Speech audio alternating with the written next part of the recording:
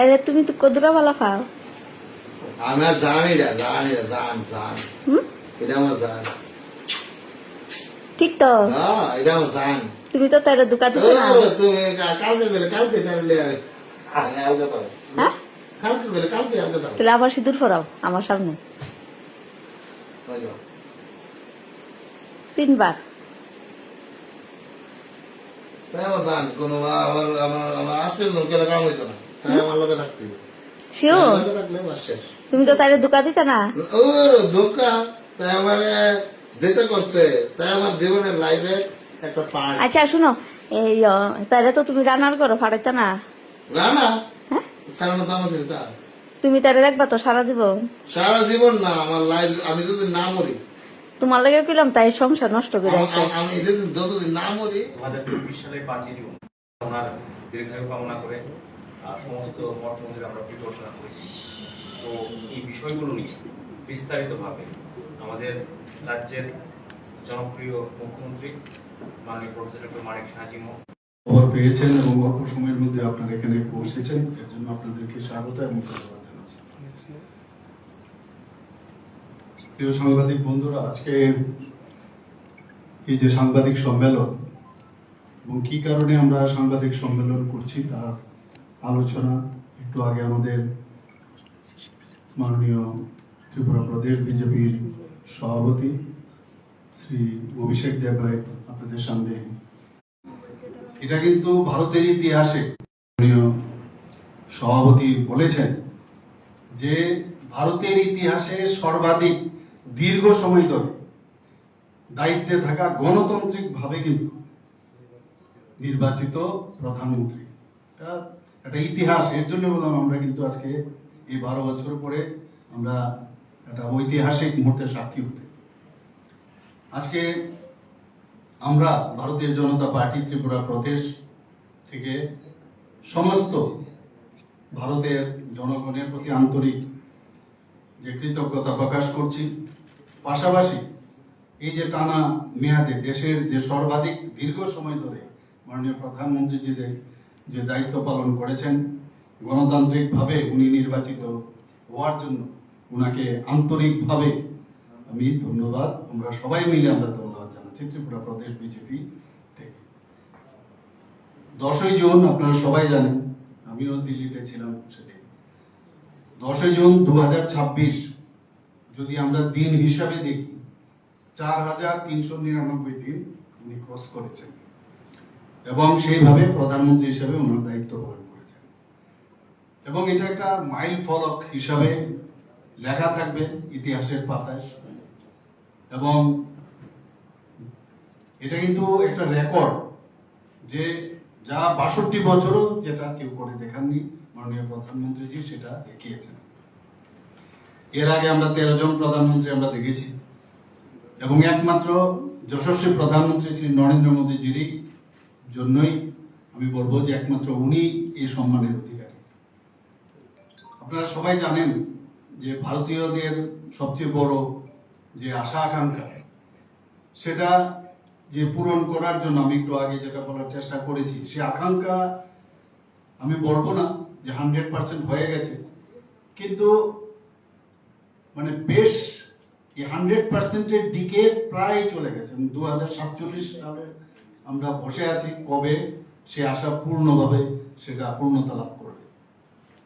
এবং মাননীয় প্রধানমন্ত্রীজি যে কারণে মানুষের আস্থা অর্জন করতে পেরেছেন, কারণ যে মানুষ যে যা আশা সেটা উনি যেহেতু পূরণ করতে পারেন, তার জন্য উনি যা বিশ্বাস অর্জন করেছেন সাধারণ মানুষের কাছে, কর্মসম্পাদন, জবাবদিহিতা এবং একটা সততার যে অনন্য সমন্বয়, সেটা আমরা মাননীয় প্রধানমন্ত্রীর জন্য আমরা দেখতে পাই। এবং 12 বছরের মধ্যে আমরা যে বিষয়টা দেখেছি সেটা হচ্ছে যে সবকটা যে উন্নয়নের যে স্কিম সেগুলো জনকেন্দ্রিক উন্নয়ন, এবং শুধু গভর্নমেন্ট করবে এরকম না, সাধারণ মানুষের অংশগ্রহণের মাধ্যমে গণতান্ত্রিক ভাবে এবং কর্মদক্ষ ভিত্তিক একটা যে ট্রান্সপারেন্সির যে সরকার, সার্থক সমন্বয়ের সরকার, সেটা আমরা দেখতে পেয়েছি। তার শাসন ব্যবস্থা, নাগরিকদের প্রতি যে দায়িত্ববোধ এবং ইনোভেশনের যে বিষয় সেটা চিন্তায় সমৃদ্ধ করেছে এবং তার প্রভাব আমরা কিন্তু দেখতে পেয়েছি। এবং যে কারণে মাননীয় প্রধানমন্ত্রী যেটা বলছেন যে সবকা সাথ সবকা বিকাশ আর সবকা বিশ্বাস আর প্রয়াস, এই যে আদর্শ সেই মূল মন্ত্র নিয়ে কিন্তু উনি কাজ করেছেন।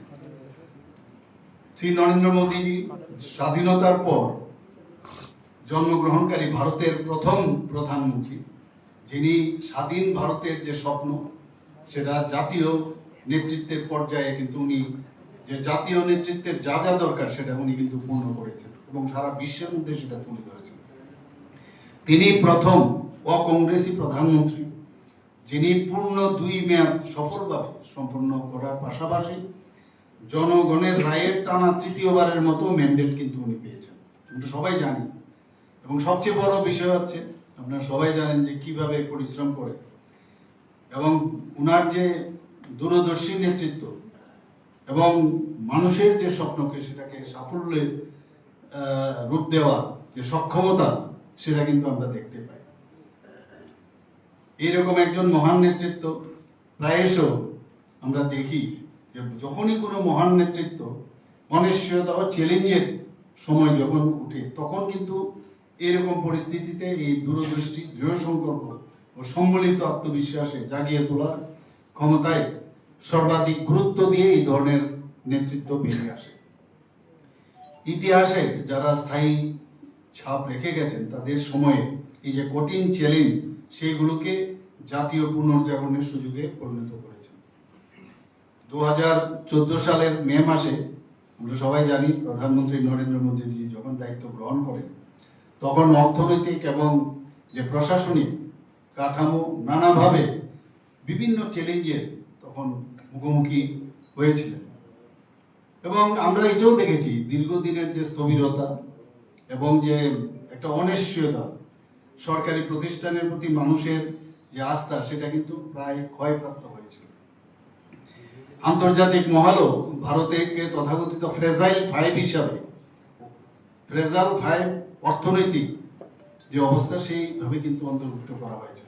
এই যে ফ্রেজাইল 5 থেকে যেভাবে এখন ভারত উঠে এসেছে সেটা একমাত্র সম্ভব হয়েছে মাননীয় প্রধানমন্ত্রীর জন্য। আজকে ব্যাংকিং ব্যবস্থায় দেখুন কি অবস্থা ছিল আগে, ব্যাংকিং এর এমন অবস্থায় ছিল ব্যাংকগুলো প্রায় মানে পর্যদস্ত হয়ে গেছিল। সেই জায়গায় দাঁড়িয়ে আজকে ব্যাংকিং ব্যবস্থা কত সুন্দরভাবে এখন গড়ে উঠেছে। সেখানে অনুৎপাদনশীল সম্পদের পরিমাণ উদ্বেগজনক পর্যায়ে পৌঁছেছিল।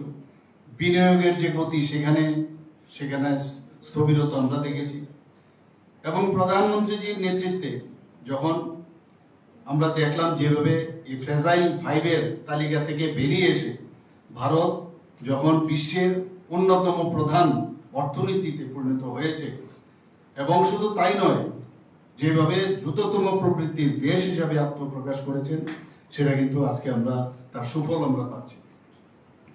আপনারা সবাই জানেন যে সাম্প্রতিক সময়ে প্রায় 38টি দেশকে 38 কান্ট্রিকে অন্তর্ভুক্ত করে 15টি যে চুক্তি, বাণিজ্যিক চুক্তি হয়েছে এবং সেইগুলো কেন সম্ভব হয়েছে? ভারতের সাথে তো আগে যেখানে 5 ফ্রেজাইল অর্থনীতির অবস্থা ছিল সেখানে কেউ আসতো না। আজকে সেই জায়গায় 38টি দেশ ভারতের সাথে এই মুভ করেছে এবং তাতে করে আমাদের উদ্ভাবন এবং দীর্ঘমেয়াদী যে প্রবৃদ্ধি সেটা এখন বিশ্বের মধ্যে অন্যতম আকর্ষণীয়। সবাই চাইছে এখন ভারতের সাথে যাতে মুভ করার জন্য সবাই কিন্তু হাত বাড়িয়ে দিচ্ছে। এই যে সংস্কারমূলক যে পদক্ষেপ মাননীয় প্রধানমন্ত্রীজি আজকে দেখাচ্ছেন সেটা কিন্তু আমরা তার রেজাল্ট আমরা কিন্তু পাচ্ছি। আপনারা জিএসটি সম্পর্কে আপনারা সবাই জানেন যে পণ্য পরিষেবার পর সারা দেশে যে অভিন্ন করার যে বিষয়, একটা অভিন্ন বাজার এখন কিন্তু গড়ে তুলেছেন মাননীয় প্রধানমন্ত্রী এবং সেটা দীর্ঘদিনের একটা জাতীয় লক্ষ্য পূরণ আমি মনে করি যে সেটা করেছেন এবং এতে করে যে বিভিন্ন যে ইজ অফ লিভিং এবং ইজ অফ ডুইং বিজনেস সেটা কিন্তু অনেক বেশি এখন আমরা দেখতে পাই যে সেটা ভারতবর্ষের মধ্যে প্রতিষ্ঠিত হয়েছে এবং হাজার হাজার যে বিভিন্ন যে প্রচলিত আইন ছিল সেগুলোও কিন্তু আপনারা সবাই জানেন যে বাতিল হয়েছে। একাধিক সংস্কার হয়েছে। ভারতের ব্যাংকিং ক্ষেত্রেও কিন্তু একটা উল্লেখযোগ্য পরিবর্তন এসেছে। এর আগে আমি একটু বলার চেষ্টা করেছি। ঋণের স্বচ্ছ স্বীকৃতি হয়েছে এবং দ্রুত নিষ্পত্তি হয়েছে। ব্যাংকগুলোর পুনঃ মূলধনীকরণ এবং বিভিন্ন প্রাতিষ্ঠানিক সংস্কারের মাধ্যমে আর্থিক শৃঙ্খলা ও সুশাসন জোরদার হয়েছে। এর ফলে এনপিএর যে অনুপাত আমরা দেখেছি কয়েক দশক ধরে এখানে তা সর্বনিম্ন পর্যায়ে নেমে এসেছে। স্টার্ট আপ ইন্ডিয়ার মতো উদ্যোগের মাধ্যমে একটি শক্তিশালী উদ্ভাবনী পরিবেশ গড়ে উঠেছে। ভারত বিশ্বের অন্যতম প্রধান স্টার্ট আপ কেন্দ্র হিসাবে প্রতিষ্ঠিত হয়েছে। আজকে সেমি কন্ডাক্টরের কথা বলি, আমরা নবায়নযোগ্য শক্তি বলি, ইলেকট্রনিক্স উৎপাদন বলি, ড্রোন, মহাকাশ প্রযুক্তি এবং উন্নত উৎপাদন শিল্পের মতো নতুন ভাবে এখন দ্রুত বিকশিত হচ্ছে। সম্পদ সৃষ্টির সুযোগ এখন শুধু মহানগরের মধ্যে সীমাবদ্ধ নয়, দ্বিতীয় তৃতীয় স্তরের শহর এবং গ্রামীণ ভারতের যারা যুব সমাজ আছেন সেখানেও কিন্তু পৌঁছে গেছে। আজকে প্রযুক্তি হোক, গবেষণায় হোক, উদ্ভাবনী হোক, সেটাও কিন্তু আজকে মাননীয় প্রধানমন্ত্রীজির নেতৃত্বে আজকে বিশেষভাবে যে কাজটা হচ্ছে, আজকে লাস্ট মাইল অব্দি সেটা পৌঁছে গেছে। এতে করে সরকারি পরিষেবাতে যে এমপ্লয়াবিলিটি সেটাও শক্তিশালী হয়েছে এবং বিভিন্ন যেসব অপচয় হতো সেগুলো কিন্তু অনেকটা কমেছে এবং স্বচ্ছতাও কিন্তু বৃদ্ধি পেয়েছে। আজকে ভারত ডিজিটাল অর্থনীতিতে আমরা সবাই জানি যে অগ্রণী অবস্থায় অর্জন করেছে। ইউনিফাইড পেমেন্টস ইন্টারফেস ইউপিআই যেটাকে বলে ডিজিটাল লেনদেন সারা পৃথিবীর মধ্যে এখন প্রথম স্থানে এখন কিন্তু আছে এবং একটা বিপ্লব ঘটিয়েছে এবং সারা পৃথিবীর মধ্যে তার জনপ্রিয়তা অনেকটা বেড়েছে। ক্রীড়া ক্ষেত্রে মাননীয় প্রধানমন্ত্রী যে আমরা যখনই দেখি ক্রীড়া ক্ষেত্রে উনি সবসময় জোর দেন এবং সেখানেও উনি যুব শক্তির বিষয় সবসময় উনি ভাবেন এবং সেই জন্য যা যা দরকার আজকে সেই ক্রীড়া শক্তিকে বাড়ানোর জন্য উনি কাজ করে যাচ্ছেন। খেলাধুলার সংস্কৃতি গড়ে তোলার উপর প্রধানমন্ত্রী নরেন্দ্র মোদীজি যে তরুণ তরুণীরা আছেন নিজেদের যারা প্রতিভা বিকাশের জন্য আরো বেশি সুযোগ ও প্রয়োজনীয়তা সহায়তা পাচ্ছে। এর ফলস্বরূপ বিশ্ব ক্রীড়াঙ্গনে ভারতের উপস্থিতি ক্রমাগত শক্তিশালী হচ্ছে। একই সঙ্গে একটি সমৃদ্ধ ক্রীড়া অর্থনীতিও গড়ে উঠেছে। কোচিং, ক্রীড়া বিজ্ঞান, উৎপাদন, ইভেন্ট ম্যানেজমেন্ট এবং সংশ্লিষ্ট বিভিন্ন ক্ষেত্রে নতুন কর্মসংস্থান ও সম্ভাবনা সৃষ্টি হয়েছে। গত 12 বছরে ভারত তার ইতিহাসে অন্যতম বৃহৎ যে ইনফ্রাস্ট্রাকচার যে ডেভেলপমেন্ট হয়েছে সেটা আমরা দেখতে পেয়েছি এবং সাধারণ মানুষও কিন্তু সেটা দেখছে এবং এর একটা বড় উদাহরণ হচ্ছে রেলওয়ে যে এখন আধুনিকরণ হচ্ছে। নতুন ভাবে রেলওয়ে আমরা স্ট্রাকচার আমরা দেখছি। অমৃত ভারত স্টেশন প্রকল্প যদি দেখি এবং সেই অমৃত ভারত স্টেশন প্রকল্পের আওতায় যে রেল স্টেশনগুলো সেগুলোকে আধুনিক করা, সহজপ্রাপ্য, যাত্রী বান্ধব যাতে করা যায় তার ব্যবস্থা হচ্ছে। রেকর্ড সংখ্যক রেলপথ বিদ্যুতায়ন ফলে রেল নেটওয়ার্ক আরো পরিচ্ছন্ন হচ্ছে, দ্রুত দক্ষ হচ্ছে। বন্দে ভারত, অমৃত ভারতের মতো নতুন প্রজেক্ট প্রজন্মের ট্রেন সেগুলো কিন্তু এখন ভারতবর্ষে আমরা দেখতে পাচ্ছি এবং সেগুলো অত্যন্ত গতি, আরাম এবং দেশীয় উৎপাদনের যে সমন্বয়ে আত্মবিশ্বাসী ও উচ্চাকাঙ্ক্ষী ভারতের প্রতীক হয়ে উঠেছে। আগে দীর্ঘদিন ধরে বিমান ভ্রমণ ছিল সমাজের সীমিত সংখ্যক সুবিধাপ্রাপ্ত মানুষের নাগালের মধ্যে, কিন্তু উড়ান প্রকল্পে এবং বিমানবন্দর অবকাঠামোর যে ধারাবাহিক বিনিয়োগের ফলে আজ কোটি কোটি সাধারণ মানুষের কাছেও বিমান যাত্রা সহজলভ্য হয়েছে। আজকে এই উড়ান, আমি এবারও দিল্লিতে যখন গেলাম সেই উড়ান প্রকল্প নিয়ে আমরা বলেছি যে আমাদের কৈলাসহর যে এয়ারপোর্ট আছে সেটাকেও যাতে উড়ান প্রকল্পের মধ্যে আনা যায় সেই বিষয়ে আমি সেখানে নীতি আয়োগের যে মিটিং হয়েছে সেখানেও আমি রেখেছি। অত্যাধুনিক বাস টার্মিনাল, তাছাড়া মাল্টি মডেল ট্রান্সপোর্ট হাব, সেগুলো এখন আমরা মাননীয় প্রধানমন্ত্রীজির নেতৃত্বে সারা ভারতবর্ষে আমরা দেখতে পাচ্ছি। পিএম গতি শক্তি জন্য ন্যাশনাল মাস্টার প্ল্যান, সেই মাস্টার প্ল্যান এখন আমরা ভারতবর্ষে সেটা প্রবর্তন হয়েছে। একইভাবে প্রগতির যে উদ্যোগ, যা সম্প্রতি 50টি বৈঠক অলরেডি হয়েছে এবং তাতে করে প্রায় 90 লক্ষ কোটি টাকা উন্নয়ন প্রকল্প যেটা দ্রুত গতিতে এগিয়ে নেওয়া সম্ভব হয়েছে। প্রধানমন্ত্রীর নেতৃত্বে অন্যতম বৈশিষ্ট্য যেটা হচ্ছে সেটা হচ্ছে যে শুধুমাত্র যে উন্নয়নের সুফল কেবলমাত্র সুবিধা যারা আছে সুবিধাপ্রাপ্ত মানুষের জন্য নয়, বরং জাতীয় উন্নয়নের মৌলিক শর্ত হিসাবে সবার কাছে, প্রতিটি মানুষের কাছে যেন পৌঁছায়, সেইভাবে মাননীয় প্রধানমন্ত্রী যে কাজ করছেন। এছাড়া আমরা ব্যাংকিং পরিষেবার বাইরে থাকা মানুষকে ব্যাংকিং ব্যবস্থার আওতায় আনা, আর্থিক সহায়তা থেকে বঞ্চিতদের ঋণ প্রাপ্তির সুযোগ সৃষ্টি, বিমাবিহীনদের বিমার আওতায় আনা, গৃহহীনদের আবাসন প্রদান, বিচ্ছিন্ন এলাকাকে সংযুক্ত করা, অনুন্নত জনগোষ্ঠীর কাছে পৌঁছানো এবং প্রান্তিক মানুষকে মূলধারায় অন্তর্ভুক্ত করার উপরও বিশেষ জোর দেওয়া হয়েছে। সুশাসনের সবচেয়ে বড় মানদণ্ড হলো দরিদ্র মানুষের জীবনে তার বাস্তব প্রভাব। প্রধানমন্ত্রী নেতৃত্বে 25 কোটিরও বেশি ভারতীয়, যেটা আমরা সবসময় যেটা বলে থাকি বহুমাত্রিক, যেটা দারিদ্র্য থেকে বেরিয়ে এসেছে, যা স্বাধীন ভারতের ইতিহাসে নজিরবিহীন সামাজিক পরিবর্তনের উদাহরণ। অন্তর্দয়ের প্রতি বিজেপি নেতৃত্বাধীন সরকারের অঙ্গীকারকে আরো দৃঢ় করেছে। নারী নেতৃত্বাধীন উন্নয়নের উপর জোর দেওয়ার কারণে ভারতের নারী শক্তি ধারাবাহিকভাবে প্রধানমন্ত্রীর প্রতি সমর্থন ও আশীর্বাদ জানিয়ে আসছে। আমরা সবাই জানি যে বেটি বাঁচাও বেটি পড়াও কর্মসূচি কন্যা শিশুর গুরুত্ব সম্পর্কে দেশব্যাপী সচেতনতা সৃষ্টি করেছে। তাছাড়া এসএইচজি গ্রুপের জন্য প্রদত্ত সহায়তা কোটি কোটি নারীকে সম্পদ সৃষ্টিকারী, অর্থনৈতিকভাবে স্বাবলম্বী হতে সাহায্য করেছে। আজকে ড্রোন দিদির মতো যে উদ্যোগ নারীদের আধুনিক প্রযুক্তি ব্যবহারের দক্ষতা, নতুন জীবিকা অর্জনের সুযোগ করে দেওয়া হচ্ছে। নারী শক্তি বন্ধন অধিনিয়ম আমরা সবাই জানি, সেটা 2023-এ পাশ হয়েছিল। এরপরের বিষয়ে আপনাদের সবাই অবগত। আমরা প্রধানমন্ত্রী নরেন্দ্র মোদীকে ভারতের ইতিহাসে আমি বলবো যে কৃষক বান্ধব সরকারের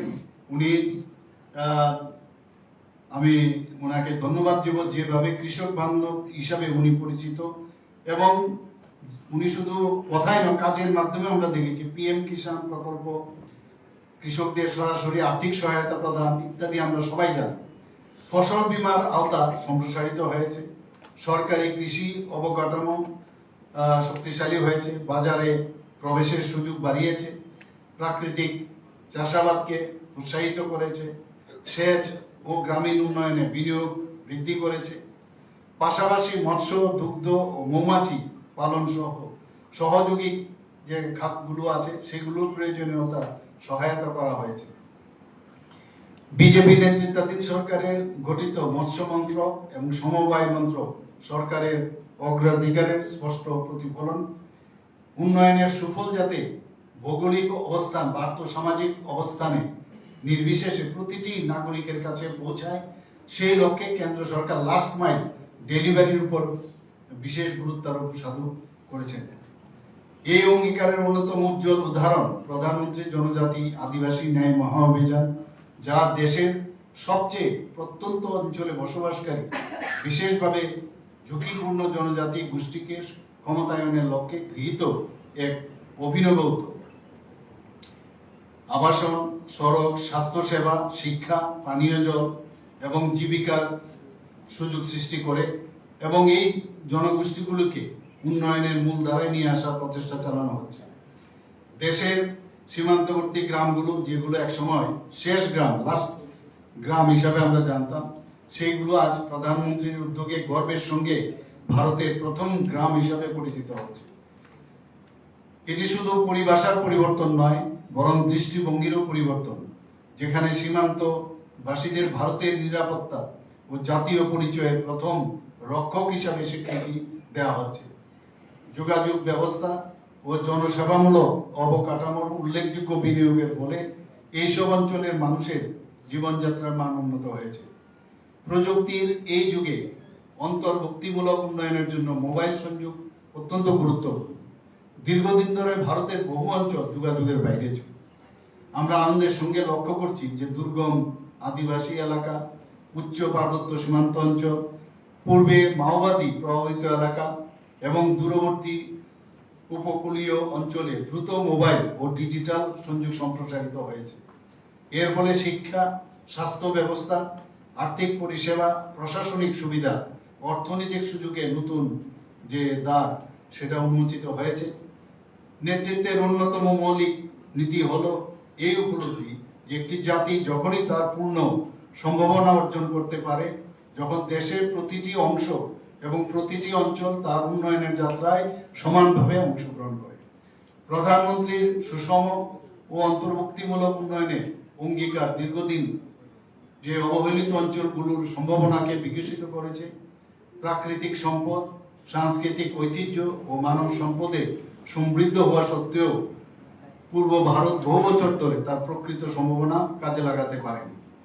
বিজেপি নেতৃত্বাধীন সরকারের অধীনে এই অঞ্চলের যে ইনফ্রাস্ট্রাকচার, যোগাযোগ, শিল্প, কৃষি ও সামাজিক উন্নয়ন নতুন করে জোর দেওয়া হয়েছে।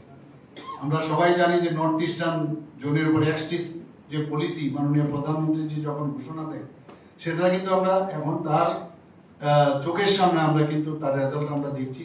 এক সময়ে যে অঞ্চলকে দূরত্ব ও অবহেলার দৃষ্টিতে দেখা হতো, আজ সেটি ভারতের উন্নয়নের যাত্রায় অষ্টলক্ষ্মী হিসাবে আত্মপ্রকাশ করেছে। বর্তমানে উত্তর পূর্ব ভারত আগের যে কোনো সময়ের তুলনায় জাতীয় মূলধারার সঙ্গে আরো নিবিড়ভাবে সংযুক্ত। প্রধানমন্ত্রী নরেন্দ্র মোদীর সূক্ষ্ম ও ফলাফল ভিত্তিক প্রশাসনিক যে দৃষ্টিভঙ্গির প্রতিফলন দেখা যায় দুটি বিশেষ কর্মসূচিতে।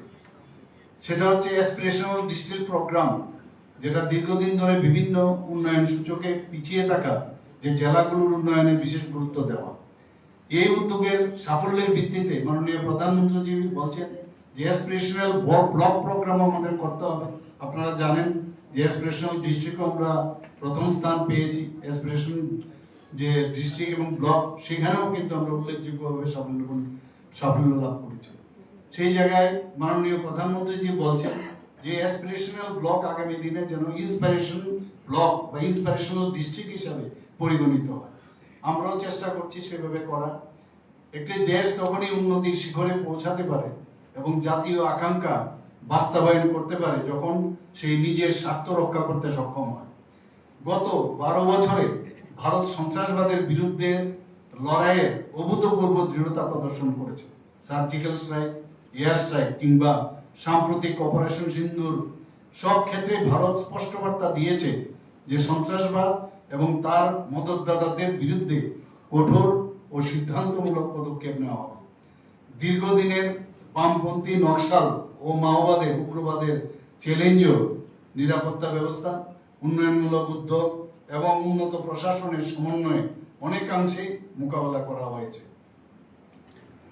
একই সঙ্গে আত্মনির্ভর ভারতের লক্ষ্যকে সামনে রেখে দেশীয় প্রতিরক্ষা উৎপাদন বৃদ্ধি, অভ্যন্তরীণ সক্ষমতা শক্তিশালীকরণ, কৌশলগত ক্ষেত্রে উদ্ভাবনকে উৎসাহিত করা, দীর্ঘ কয়েক দশক ধরে ওয়ান র্যাঙ্ক ওয়ান পেনশন এই বিষয়টি উৎক্ষেপিত ছিল, আমরা সবাই জানি।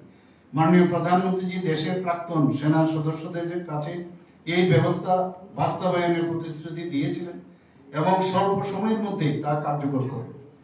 এর ফলে লক্ষ লক্ষ প্রাক্তন সেনাকর্মী উপকৃত হয়েছেন। আগে প্রতিরক্ষা সংস্কারের কথা শোনা গেলেও বাস্তবে সেটা কিন্তু দেখা যায়নি। এই প্রেক্ষাপটে অন্যতম গুরুত্বপূর্ণ সংস্কার হিসাবে সরকার চিফ অফ ডিফেন্স স্টাফ পদ সৃষ্টি করে, যা ভারতীয় জাতীয় নিরাপত্তা কাঠামোকে আরো শক্তিশালী করেছে এবং সশস্ত্র বাহিনীর মধ্যে যে সমন্বয়, দীর্ঘমেয়াদী পরিকল্পনা ও যৌথ কার্যক্রমকে আরো সুসংহত করেছে। আমরা গর্ব অনুভব করছি যে আজ ভারত আন্তর্জাতিক অঙ্গনে আগের যে কোনো সময়ের তুলনায় আরো মর্যাদাপূর্ণ অবস্থানে রয়েছে। বিশ্বের 32টি দেশ প্রধানমন্ত্রী শ্রী নরেন্দ্র মোদীকে তাদের সর্বোচ্চ রাষ্ট্রীয় সম্মানে ভূষিত করেছেন, যা তার নেতৃত্ব ও বৈশ্বিক প্রভাবে স্বীকৃতি বহন করে। আজ আন্তর্জাতিক বিভিন্ন মঞ্চে ভারতের কণ্ঠস্বর সম্মানের সঙ্গে শোনা যায়। জলবায়ু পরিবর্তনই হোক, বৈশ্বিক স্বাস্থ্য, অর্থনৈতিক সহযোগিতা, জ্বালানি নিরাপত্তা এবং আঞ্চলিক স্থিতিশীলতার মতো গুরুত্বপূর্ণ বিষয়ে ভারত একটি গঠনমূলক ও প্রভাবশালী শক্তি হিসাবে আত্মপ্রকাশ করেছে।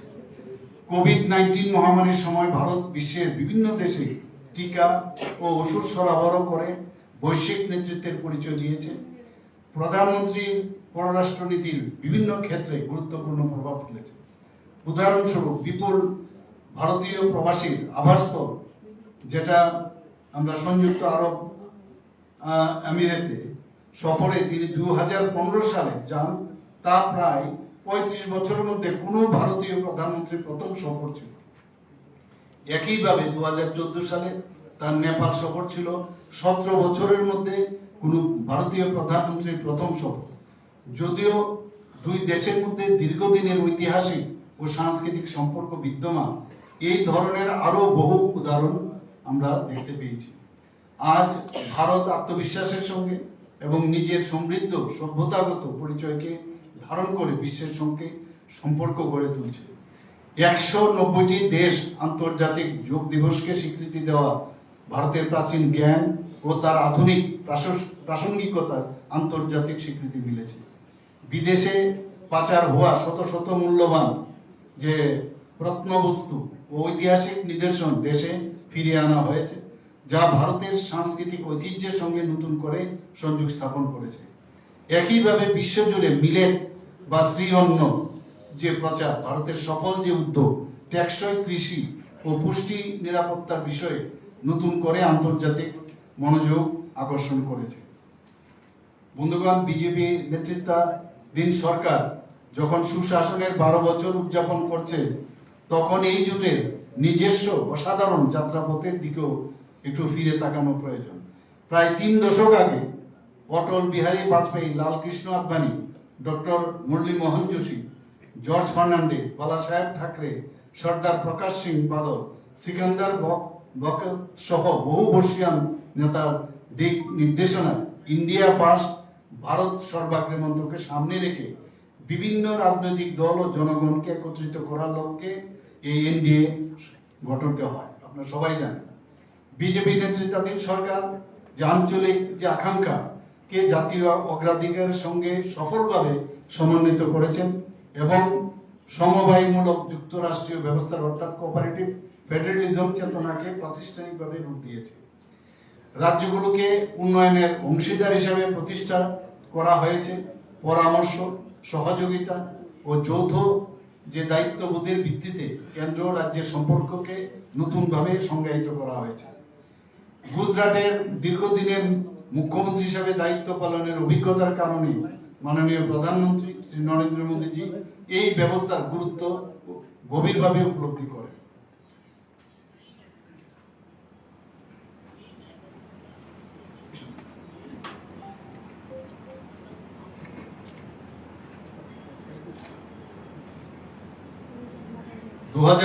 সালে 6 দশকেরও বেশি সময় পর জাতীয় স্তরে একটি জোট সরকার টানা তৃতীয়বারের জন্য ক্ষমতায় ফিরে আসে।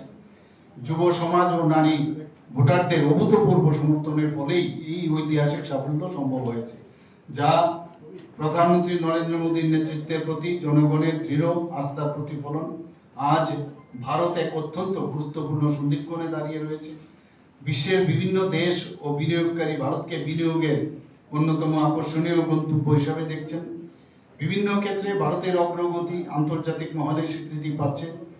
2047 সালের মধ্যে বিকশিত ভারত গড়ার সম্মিলিত স্বপ্ন ভবিষ্যতের জন্য একটি সুস্পষ্ট দিক নির্দেশনা প্রদান করছে।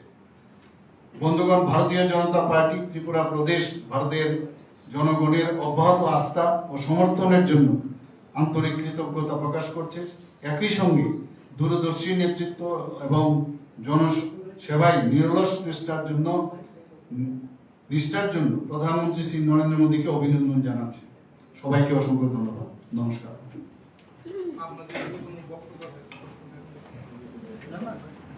সবাইকে ধন্যবাদ। So, as you chaired a meeting convened by Mishti Lalu, the Northeastern Ministers and Minister. So, what was the this politics regarding Tripura? So many discussion have been taking place there, but for Tripura I can tell you some points which I have raised there.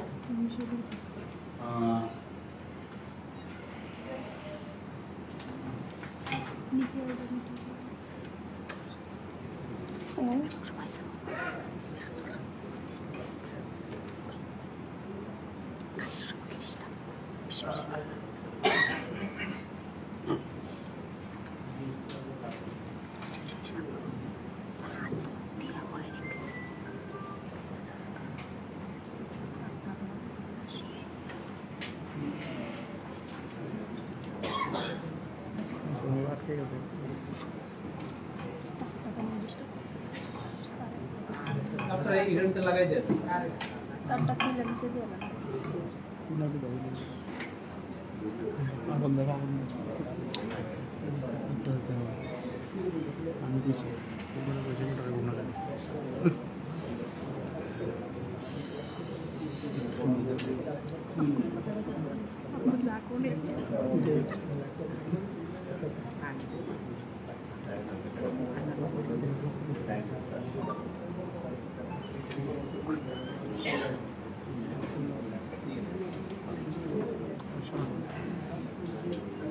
You know, the textile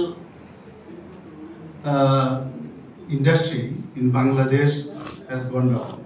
So I have told them that why not we can start this textile industry in Tripura. And we have this banana, remi, pineapples, bamboo. From there, these fibers can be taken out, and on that basis, we can start also textile industry in Tripura. And Niti Aayog should help them, help us so that we can start it. So one thing, another upgradation of the bamboo and Kin Development Institute, Agartala, into Indian Institute of Bamboo Technology. And a master plan to build integrated bamboo value chain and adoption of tissue culture to produce more this bamboo sampling should be taken place in Tripura.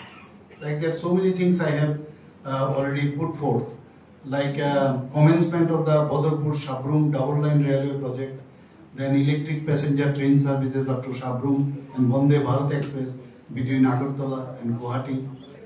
Then operationalization of direct Agartala-Chittagong flight service, revival of Kailaswar Airport, already I have mentioned in my speech, under Udan. Then,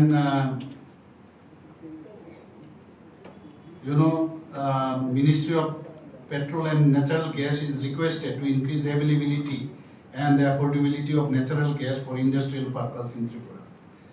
And like this, then some other things also I have already put before them. Niti Aayog is requested to help establishment of research and development facility for rubber, so that the high grade and high value products can be produced here. CPM Congress তাদের একটা জাতীয় স্তরে হোক বা রাজ্য স্তরে বারবারই যখন প্রধানমন্ত্রী এই 12 বছরের পূর্তি সম্পর্কে কোনো আলোচনা হয়, তখন রাহুল গান্ধী বা আমাদের ত্রিপুরার ক্ষেত্রে যারা কংগ্রেস নেতৃত্ব সিপিএম নেতৃত্ব রয়েছে তারা একটা কথাই বলে মেনে সাথে কংগ্রেস নেতৃত্ব 12 বছরের প্রধানমন্ত্রী শুধু জওহরলাল নেহরুর নাম করে করে চালিয়ে গেছেন এবং দেশ বিদেশে ভ্রমণ করতে গেছেন। তেমন কোনো যেটা বিদেশ নীতির ক্ষেত্রে তেমন কোনো উন্নতি হয়। আমি এতগুলো জিনিস আজকে এখানে রিড আউটের মতোই হয়েছে, আমি রিড আউট করেছি না, ভাষণ দিই। তো এর থেকে কি প্রমাণ হয় না যে 12 বছর ধরে মাননীয় প্রধানমন্ত্রী জি আসার পর, জাস্ট আপনারা ভাবুন 12 বছর আগে, মানে 2014 এর আগে ভারতবর্ষের কি অবস্থাটা ছিল, ভারতবর্ষ টিকবে কিনা এরকম একটা অবস্থা ছিল।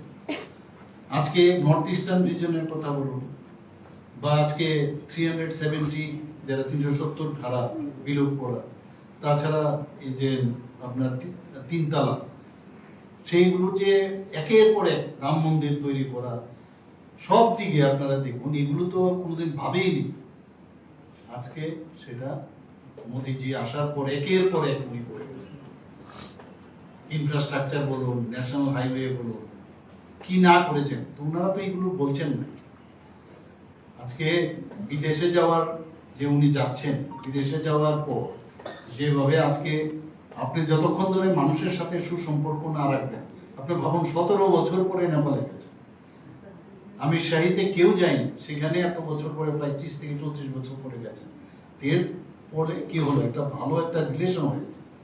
আজকে তেলের এত আপনারা শুনি আন্তর্জাতিক স্তরে কি অবস্থা হচ্ছে, সেই জায়গায় এখনো কিন্তু যেভাবে আমাদের কোভিডের সময় মাননীয় প্রধানমন্ত্রীজি যেভাবে আমাদেরকে বাঁচিয়েছেন, এখন এই আন্তর্জাতিক স্তরেও যে অবস্থা হচ্ছে সেইভাবেও কিন্তু আমরা কিন্তু প্রথমে যখনই সেটা শুরু হয়েছে কি এরকম হই বিষয়, কিন্তু যেভাবে একটা গার্জিয়ান হিসাবে উনি আমাদেরকে প্রোটেকশন দিচ্ছেন, সেটা তো বলার অপেক্ষা রাখে না। আমাদের মনে হচ্ছে যে না, আমরা ঠিক আছে। তো সেই দায়িত্ব বোধ তো ওনার মধ্যে আছেন। তো সেটাকে নিয়ে তো আজকে 12 বছরে আমরা কি কি পেলাম, এতগুলো আমি যে রিড আউট করলাম, অলমোস্ট আমি রিড আউট করলাম, আর আমি যেগুলো বাকি বললাম শেষ করা যাবে না। আজকে একটা স্থিতিশীল একটা সরকার গঠন হয়েছে, তিনবার প্রধানমন্ত্রী হয়েছে। এর আগে তো কবে যে কোন সরকার চলে যাবে, সে যখনই সরকারের স্থায়িত্বশীলতা না থাকে তখন কিন্তু মানুষের জন্য সেটা সম্ভব। এটা স্থায়ী সরকার হলে মানুষ আগের থেকে বুঝতে পারে যে না, এই সরকার একের পর এক ভালো, স্থায়ী তখনই হবে ভালো কাজ করার সুবাদে। আজকে মাননীয় প্রধানমন্ত্রী যে আগে জাতপাতের উপর ইলেকশন হতো, এখন জাতপাত কোথায়, এখন কোথায় হচ্ছে না জাতপাতের বিষয়। সব জায়গায় বড় বড় যে মেইন লাইনগুলো ছিল, বিহার, উত্তরপ্রদেশ, সব জায়গায় এগুলো আমরা দেখতাম। এখন জাতপাতের উপর ইলেকশন হয় না, ডেভেলপমেন্টের উপর ইলেকশন হয়। আজকে উনি কি বলছেন মাননীয় প্রধানমন্ত্রী, যে আমার কাছে 4টা জাত, গরিব, যুবক, মহিলা এবং কৃষক, এই 4 জাতের উন্নতি। এইভাবে আমরা কোনদিন ভাবতে পারি কোনদিন? তো এগুলো তো ওনারা আগে করেননি, ওনাদের সুযোগ ছিল, কংগ্রেসের কাছে সুযোগ ছিল। এখন সুযোগ হারিয়ে আরো আস্তে আস্তে করে এখন 100-র নিচে চলে গেছে। আপনারা দেখুন, তো ধীরে ধীরে ওনাদের অস্তিত্ব কিন্তু এখন মানে নিচের দিকে বলা যায়, অস্তিত্বের সংকট। তো ওনারা যেহেতু নিজেদেরকে বাঁচিয়ে রাখার জন্য এইসব কথা বলছে, কিন্তু মানুষ কিন্তু বুঝতে পারছে। মাননীয় প্রধানমন্ত্রী জাস্ট ভাবুন আপনি, আমরা যদি 4 ঘন্টা ঘুমাই আর আমরা যদি এর থেকে বেশি ঘুমাই, তো আপনি এটাও কিন্তু একটা আমি বলবো যে শেখার বিষয়, যে উনি তো যদি আমি 6 ঘন্টা ঘুমাই বা 8 ঘন্টা, তাহলে তো আমি কাজের জন্য পিছিয়ে গেলাম না। উনি তো 4 ঘন্টা ঘুমানোর পর আরো কাজ করছেন, এটা আমাদের শেখার বিষয়। Sir, I have 2 questions. One is regarding, was there any discussion regarding, since Northeast is very peaceful now, no insurgent group, to remove AFSA, Armed Forces Special Power Act from the entire region? Was there any discussion on that? No, regarding these I haven't talked, but from Manipur they have raised this matter. From Manipur they have raised the matter. It is not applicable for us. No, was any update on that?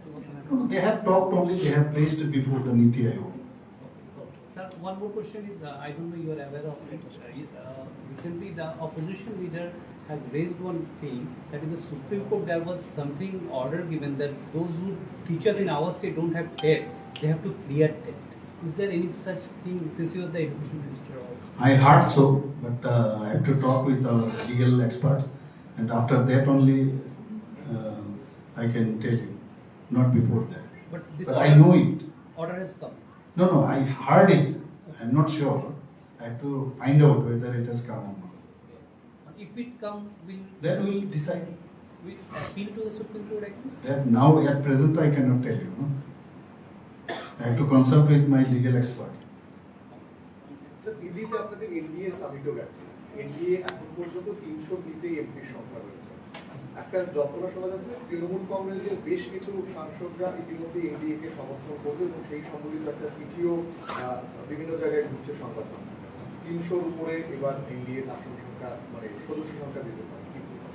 আমিও দেখছি news পেপারে, আপনিও যেরকম দেখছেন আমিও news পেপারে দেখছি।